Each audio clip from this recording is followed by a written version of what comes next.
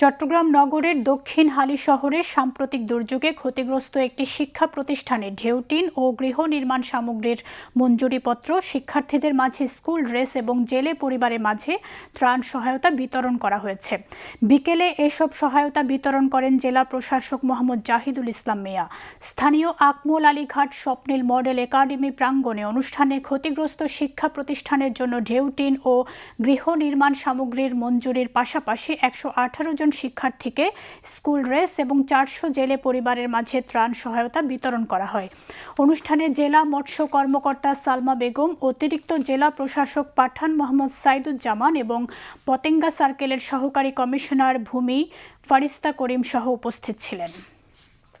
মাছ ধরছেন 10 বছর পরে সেইভাবে মাছ ধরার সুযোগ নাও থাকতে পারে, তখন অনেক আরো বেশি পৃথিবী আধুনিক হবে, দেশ আধুনিক হবে। আপনার সন্তানকে সেই আধুনিকতার ছোঁয়া দিতে হবে, এটি আপনার দায়িত্ব। আমি জানি আপনাদের অনেক চ্যালেঞ্জ আছে, অনেক কষ্ট আছে, কিন্তু পৃথিবীতে যারা আজকে এরকম বড় হয়েছে, যারা আজকে অনেক বিখ্যাত হয়েছে, তারা কিন্তু এই চ্যালেঞ্জের মধ্য থেকে হয়েছে।